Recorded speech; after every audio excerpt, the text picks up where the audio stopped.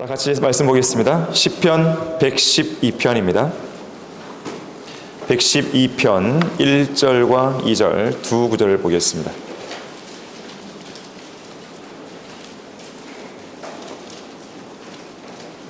자, 시편 112편 1절 2절. 너희는 주를 찬양하라. 주를 두려워하고 그의 계명들을 크게 기뻐하는 사람은 복이 있나니 그의 씨가 지상에서 강성할 것이요 정직한 자의 세대가 복을 받을 것이라. 자, 말씀을 위해 다 같이 기도하겠습니다. 고마우신 아버지 하나님, 방학을 마치고 또 우리는 새로운 학기를 시작하게 되었는데 건강한 모습으로 다시 이렇게 만나게 해주시니 감사드립니다. 주님의 돌보심 속에서 우리는 하루하루 살아가고 있고 또 성장해 가고 있습니다. 우리 학생들의 성장하는 모습을 볼 때 얼마나 하나님께서 위대하시고 또 그 손길이 자상한지 새삼 느끼게 됩니다. 우리 학생들이 다른 어떤 학교가 아니라 하나님께서 이 땅에서 가장 기억하시고 또 가장 소중히 여기시는 그런 학교에 있음을 늘 인지할 수 있도록 도와주시길 간구드립니다. 잘 성장할 수 있게 해주십시오. 주님의 은총 가운데 늘 거할 수 있게 해주십시오. 하나님의 위대하심과 그 보호하심 가운데 늘 살아갈 수 있도록 도와주시기 원합니다. 이 시간 채플로 모이게 해주셔서 감사드립니다. 또한 말씀을 들을 수 있는 기회를 주셔서 감사합니다. 학생들의 마음을 열어주십시오.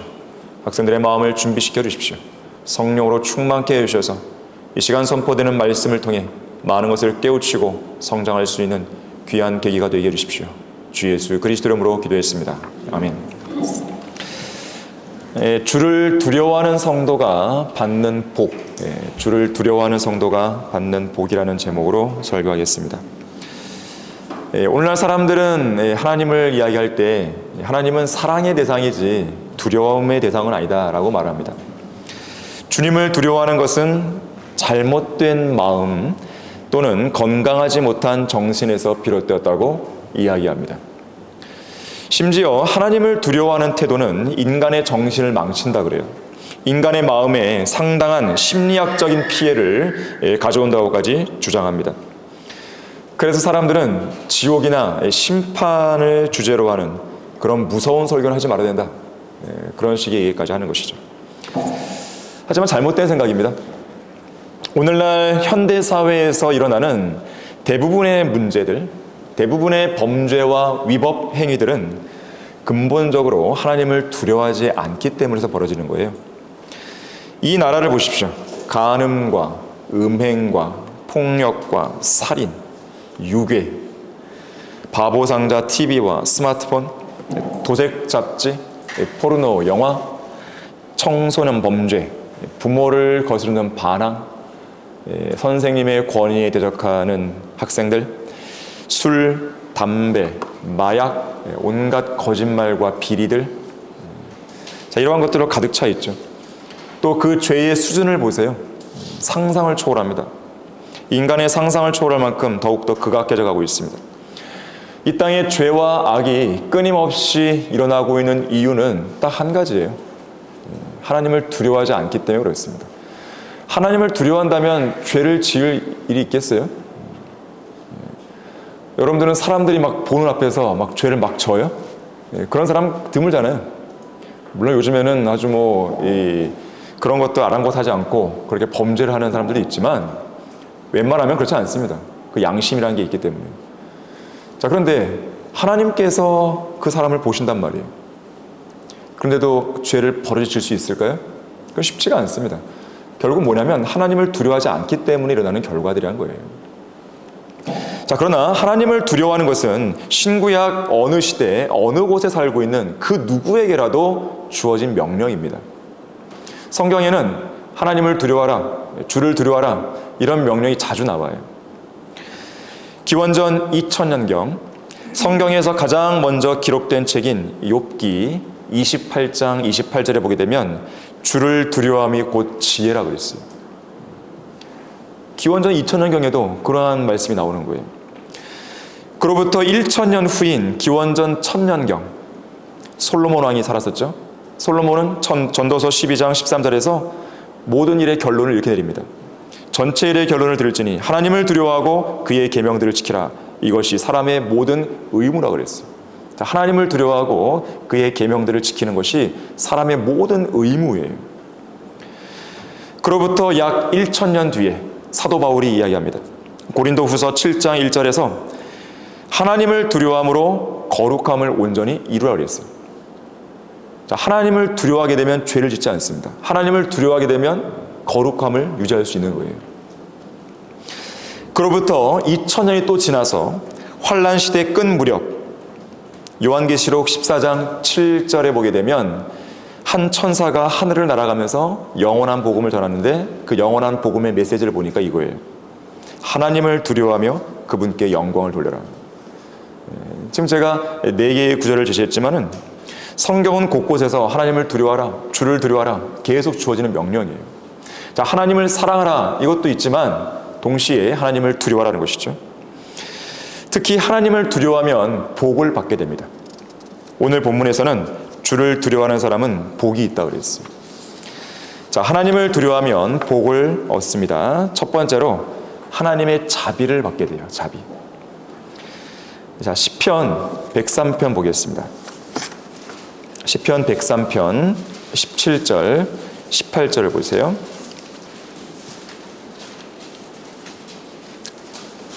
그러나 주의 자비는 그를 두려워하는 자들 위에 영원부터 영원까지 이르며 그의 의는 자자손손에까지 미치나니 즉 그의 언약을 지키는 자들과 그의 계명들을 기억하여 그것들을 행하는 자들에게로다 그랬습니다.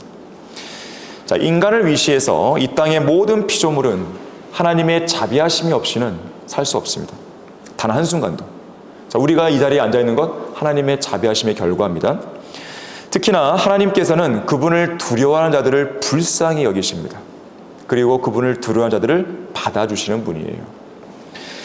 이 같은 장 11절 13절에서도 보듯이 하나님께서는 그를 두려워하는 자들에게 큰 자비를 베푸시고 자기를 두려워하는 자들을 불쌍히 여기신다는 말씀이 나오고 있어요. 사실 성경은 하나님의 자비를 받은 사람들로 넘쳐나는 책입니다. 하나님의 풍성한 자비를 받은 사람들에 관한 풍성한 간증의 기록이 바로 성경이에요. 자, 그런데 이러한 자비를 얻기 위해서는 하나님을 두려워야 됩니다. 자비를 얻는 조건이에요. 하나님을 두려워야 됩니다. 러크만 목사님은 이렇게 말했어요. 우리는 진토로 돌아갈 진토이고, 우리는 흙에서 왔잖아요. 재로 돌아갈 재이다. 우리는 누구나 흔들리다가 납작 엎드러져서 결코 다시는 일어나지 못할 수 있으며 우리가 사는 동안 언제든지 자칫하면 그렇게 되기 쉽다. 나는 30세도 못된 사람들이 심장 발작으로 죽은 사례 수십 가지를 알고 있다. 뇌졸중, 응혈, 심장병이 오늘 밤 해가 지기 전에 우리를 쓰러뜨릴 수 있으며 하나님도 이것을 아신다. 따라서 자비와 동정을 베푸시기 위해 주님께서 요구하시는 것은 오직 그분을 두려워하는 것이다. 하나님을 두려워하는 사람의 참된 표식은 그분의 계명들을 지키는 것이다. 하나님께서는 그분을 두려워하는 자들을 불쌍히 여기시고 그분을 두려워하는 자들에게 자비를 베푸시는 것이다. 자, 그러니까 하나님의 자비는 아무에게나 주어지는 게 아니라는 거예요. 하나님을 두려워할 줄 아는 사람들에게 하나님의 자비가 주어지는 겁니다. 하나님의 자비가 영원하다고 했을 때는 구원받은 성도들에게 영원한 것이죠. 구원받지 않은 죄인들에게까지 영원한 게 아닙니다. 자, 세상에 구원받지 않은 죄인들은 지금 하나님의 자비 가운데 살고 있습니다. 하지만 그 자비는 곧 끝나게 되어 있는 거예요. 하나님의 자비가 멈추는 순간 그 모든 죄인들은 어디로 가는 거예요? 영원한 지옥의 심판을 받으러 가게 되는 것이죠. 자, 그래서 하나님의 자비는 항상 어떤 유예 기간이 있는 거예요. 자, 구원받은 성도들에게 하나님의 자비가 영원히 주어지는데, 그런데 여러분들이 어떤 특정 죄에 연루됐다 했을 때에 그 죄를 여러분 스스로가 끊지 않으면 하나님의 자비는, 하나님의 오래 참으심은 좀 어느 정도 가겠지만은 어느 순간에는 징계를 하신단 말이에요. 어느 순간에는 여러분들을 혼내신단 말이죠. 어느 순간에는 여러분을 죽일 수도 있는 거예요. 빨리 저 하늘로 그냥 와라. 너는 이 땅에 살 만한 가치가 없구나. 그렇게 할 수도 있는 거예요. 여러분이 일찍 죽고 싶다면 죄를 열심히 지으세요. 그런 사람 없을 거 아니겠어요? 하나님의 자비를 얻는 방법은 하나님을 두려워하는 데 있습니다. 자, 하나님을 두려워하면 복을 받습니다. 두 번째로 지혜를 얻게 돼요. 지혜. 잠언 9장 10절에서는요. 주를 두려워하는 것이 지혜의 시작이요 그랬어요. 거룩한 이에 대한 지식은 명철이라고 그랬습니다. 자, 인간이 지혜를 얻을 수 있는 최고의 방법은 어떤 책이 아닙니다. 수학책이 아니에요. 영어책이 아니에요. 국어책이 아니에요. 무슨 역사책이 아닙니다. 인간이 지혜를 얻을 수 있는 최고의 방법은 하나님을 두려워하는 것입니다. 두려워해야 할 대상과 두려워하지 말아야 할 대상을 여러분들이 분명히 알고 또 그에 맞게 행동하면 지혜를 얻습니다. 마땅히 두려워할 대상은 누굽니까? 하나님입니다. 하나님 외에는 여러분들이 그 어떤 것도 두려워해서는 안 돼요. 사람들을 두려워할 필요도 없고 성적을 두려워할 필요도 없고 앞으로 진로에 대한 걱정을 두려워할 필요도 없고 두려움 그 자체에 대해서 두려워할 필요가 없어요. 어떤 위기나 위험에 대해서 두려워할 필요가 없습니다. 여러분이 두려워할 대상은 오직 하나님 한 분이에요. 그 외에는 두려워하지 말아야 됩니다. 자, 두려워하지 말아야 할 대상을 여러분이 두려워했어요. 그럼 그 사람은 지혜가 없는 거예요. 근데 하나님을 두려워해야 되는데 하나님을 두려워하지 않았어요. 역시 그 사람도 지혜가 없는 거예요. 자, 두려워해야 할 대상과 두려워하지 말아야 할 대상을 명확하게 여러분들이 구분해서 알아야 됩니다. 또한 두려워해야 할 때에 두려워하지 않았다. 역시 지혜가 없어요. 두려워하지 말아야 할 때에 두려워했어요. 역시 지혜가 없는 거예요.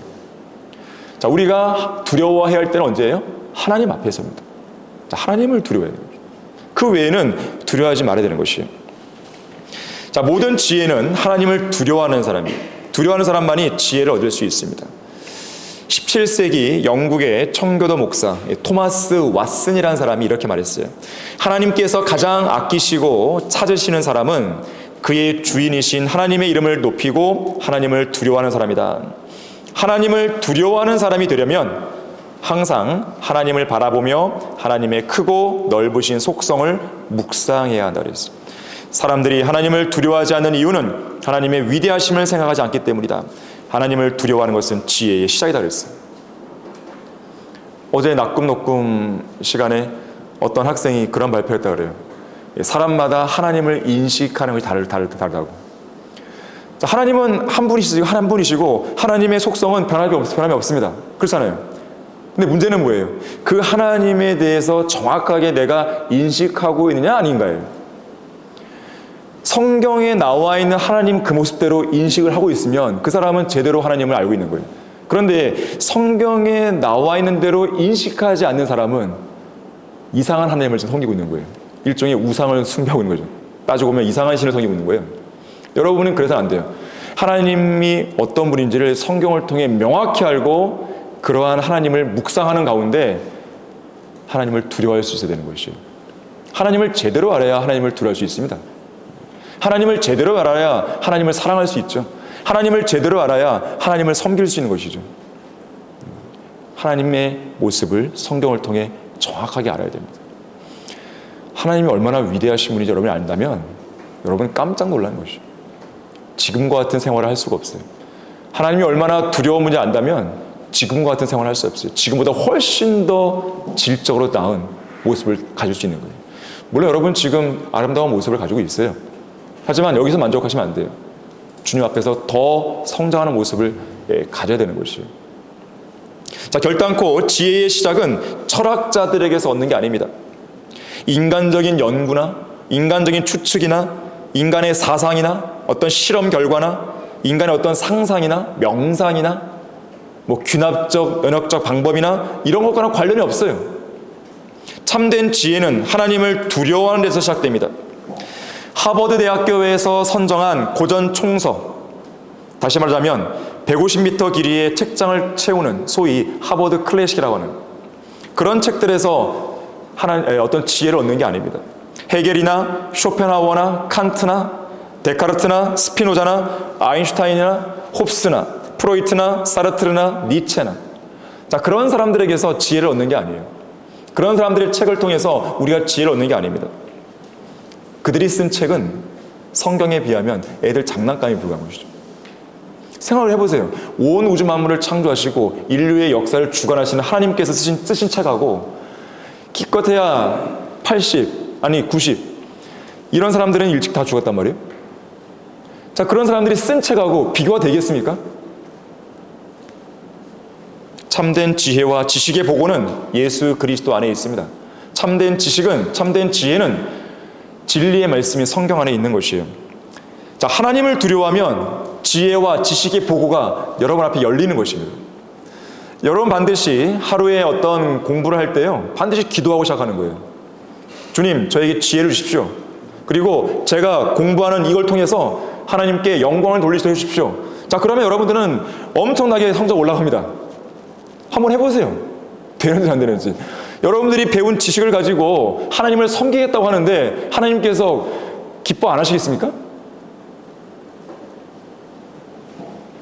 하나님을 두려워하면 지옥에 가지 않을 수 있는 지혜를 얻게 되는 거예요. 하나님을 두려워하면 죄와 사망의 법에서 자유롭게 되는 지혜를 얻게 되는 것입니다. 하나님을 두려워하면 그리스도의 심판석과 천년 왕국에서 상급과 유업을 잘 준비할 수 있는 지혜를 얻는 거예요. 여러분은 국어, 영어, 수학, 사회, 과학 이런 학과목을 통해서 얻는 지식보다 먼저 배워야 할 지식은 하나님을 두려워하는 법입니다. 이것부터 여러분이 아셔야 됩니다.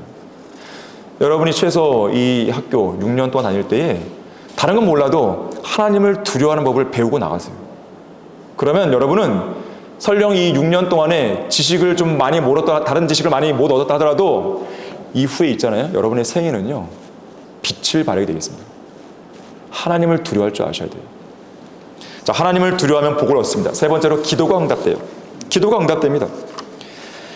자, 시편 145편 한번 보세요. 시편 145편 19절 보시면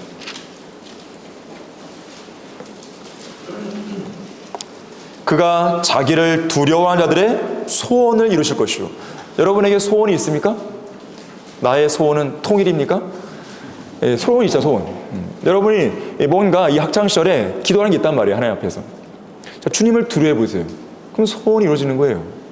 그가 또 그들의 부르짖음을 들으시고 그들을 구원하시리로다. 이 말씀을 믿으세요. 절대로 사람을 두려워하지 마세요.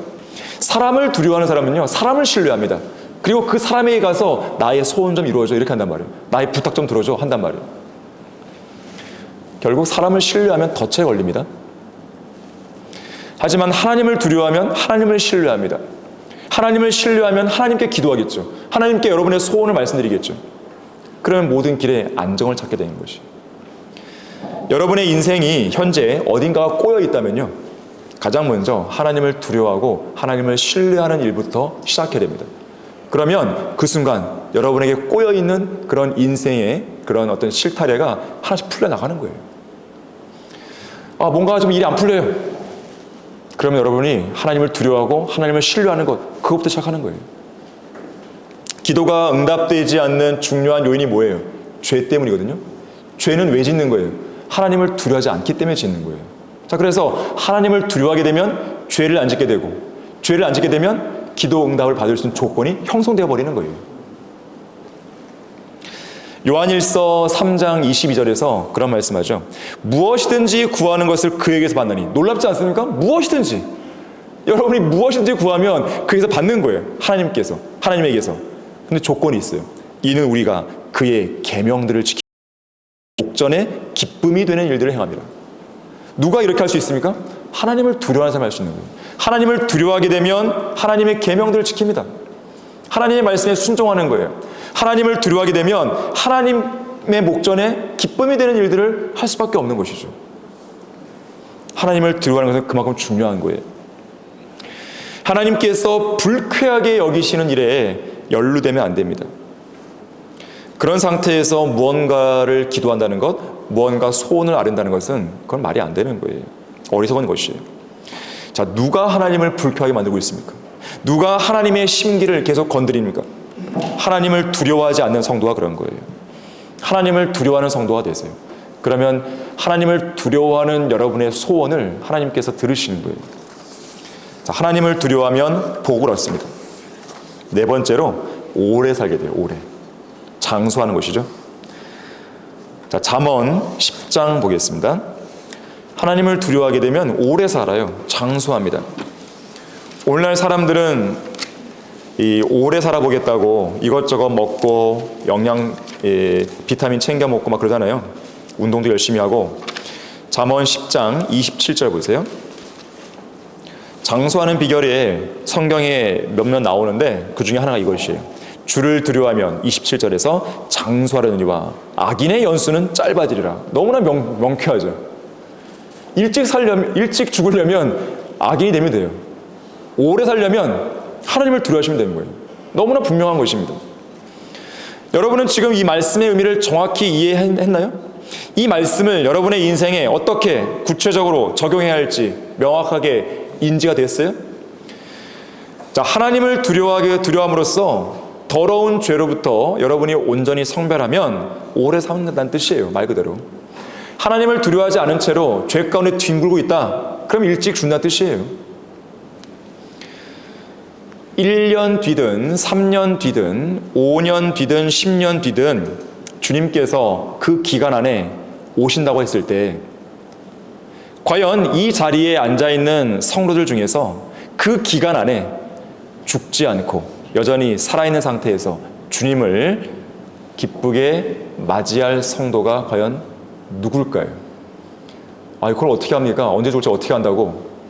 물론 모르죠. 모르는데 하나님께서는 누구를 오래 살게 해준다고요? 주님을 두려워하는 사람들. 쉽게 말해서 1년이든 5년이든 그 기간 안에 주님이 오신다. 그때 나는 살아서 들림 받을 수 있습니다 라고 자신 있게 말할 수 있는 사람은 누구냐면 하나님을 두려워하는 사람이란 거예요. 주님의 약속이잖아요. 하나님을 두려워하면 장수하는 장수. 오래 사는 것이죠. 그야말로 하나님을 두려워하는 인생은 안전한 것입니다. 전능하신 하나님의 능력 안에서 보호받는 거예요. 한 번은 이 조지 갤럽에서요, 장수에 관한 통계 자료를 발표했는데 이렇게 말했어요. 저는 공감하기 어려운 부분도 있긴 한데, 개신교 목사들이 사제들보다 오래 산다. 하나님을 믿는 학생들이 운동선수보다 오래 산다. 이건 저는 공감합니다. 전문 직업인이 노동자보다 오래 산다. 결혼한 사람이 결혼하지 않은 사람보다 오래 산다. 결혼하세요? 벽돌을 나르는 자들과 기계공들이 다른 노동자들보다 오래 산다. 개신교 가정에서 두 번째로 태어난 여자아이가 가장 오래 산다. 여기 둘째 있습니까? 유럽 군주의 아이가 가장 장수하지 못한다. 개신교 국가의 부유한 시골 지방이 세상에 다른 어떤 곳보다도 더 장수한 사람들이 많다. 자, 그런데 장수라고 하는 것은 단순히 오래 산다 이렇게 한번 보시면 안 돼요. 장수라고 하는 것은 단순히 날들이 긴 것, 오래 기간 사는 것, 이것만을 의미하지 않습니다. 왜냐하면 병상에 누운 채로 오래 살아보세요. 그게 장수입니까? 그건 장수가 아니잖아요. 아름답게 늙고 오래 살 수 있어야 진정한 장수라고 할 수 있어요. 예를 들면 늙어서도 하나님의 말씀을 최종 권위로 믿고 부지런히 읽고 공부하는 사람들, 장수한 것이죠. 또 늙어서도 진지하게 하나님 앞에 겸손히 무릎 꿇고 기도하는 그런 사람들, 늙어서도 여전히 하나님을 찬양할 줄 알고 여전히 겸손할 줄 알며 자신을 낮출 줄 아는 사람들, 늙어서도 여전히 항상 기뻐하고 쉬지 않고 기도하고 모든 일에 감사하는 것, 이렇게 늙어야, 이렇게 오래 살아야 장수하는 것이에요.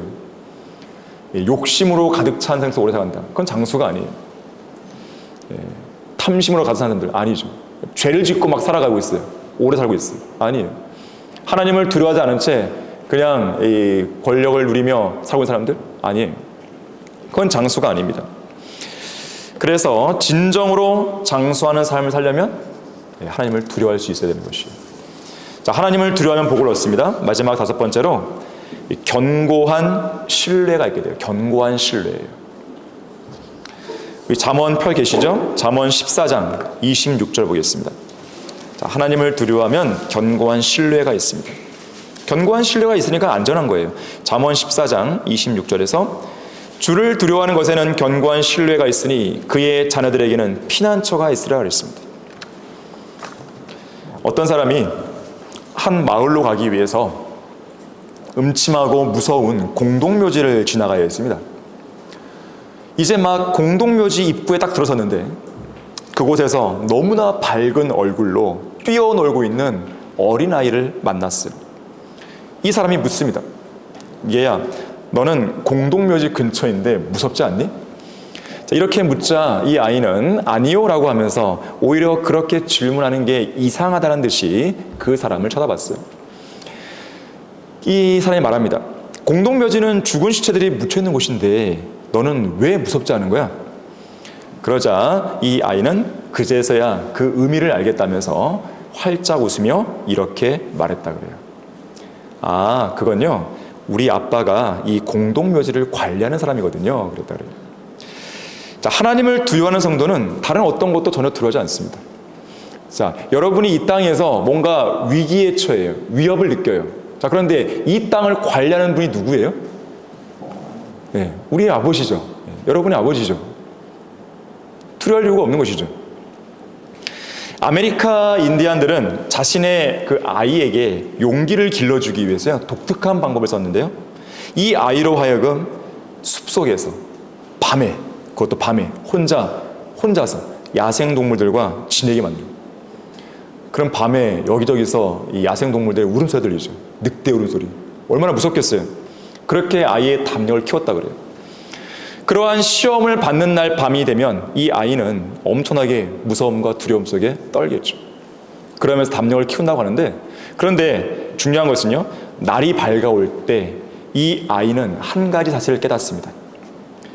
그의 아버지가 밤새도록 가까운 나무 뒤에서 화살을 당긴 채로 이 아이를 지키고 있었다는 것을 알게 돼요. 마찬가지입니다. 우리의 구주이신 하나님께서도 항상 우리를 보호하고 계시는 거예요. 우리가 어두운 밤길을 걸을 때에도, 또 인생의 어떤 어두운 그런 지경에 내려왔다 할지라도 그 순간에 하나님께서 보호하고 계시는 거예요. 그래서 여러분들이 하나님을 두려워하게 되면 이 견고한 신뢰 그리고 피난처를 얻게 되는 것입니다. 성경에서 두려워하지 말라, 그러니까 하나님을 두려워하라 말고 두려워하지 말라, 이 명령이 몇 번 나온지 아십니까? 리차드 움브란트라고 하는 루마니아 출신의 한 목사가 이 말씀을 세워본 적이 있어요. 리차드 움브란트는 루마니아가 이제 공산주의 정권이 장악되었을 때에 그때 믿음을 지켰던 사람인데, 결국 이 공산주의 당국에 의해서 감옥에 갇히거든요. 또 고문도 당하고 그럴 거 아니겠어요? 얼마나 두려움이 몰려오겠습니까? 자, 그럴 때에 하나님의 말씀을 읽고 하나님의 말씀을 붙들면서 그 위기를 넘겼는데, 어느 날 하나님을 두려워하지 말라라는 그 말씀을 접하게 됩니다. 거기서 큰 은혜를 얻게 되거든요. 바로 그때 성경에서 두려워하지 말라는 말씀이 몇 번 나오는지 세본 거예요.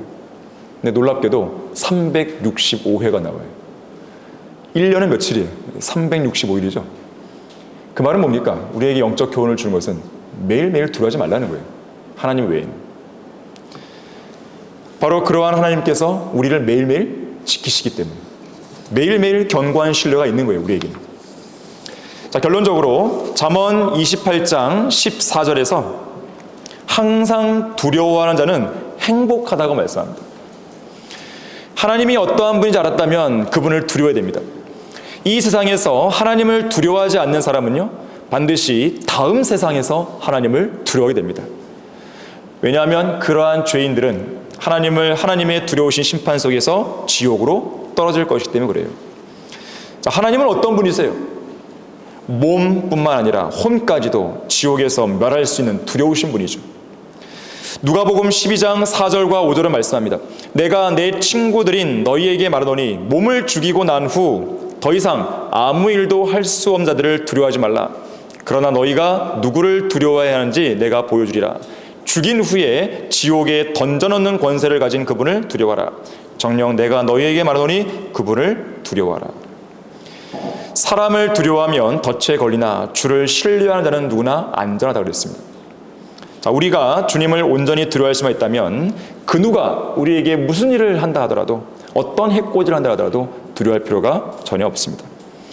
물론 우리는 하나님을 사랑해야 됩니다. 하지만 동시에 하나님을 두려워할 수 있어야 돼요. 사실 하나님을 두려워하면 하나님을 사랑하게 되어 있습니다. 하나님을 두려워하면 온전히 하나님을 믿고 신뢰하게 되어 있어요. 하나님을 두려워하게 되면 하나님께서 기뻐하신 일을 하게 되고, 하나님의 말씀에 전적으로 순종하게 됩니다. 그만큼 하나님을 두려워하는 일은 가장 안전한 일이에요. 자, 하나님을 두려워함으로써 풍성한 복과 안식을 누리는 여러분이 되길 바라겠습니다. 자, 기도하겠습니다.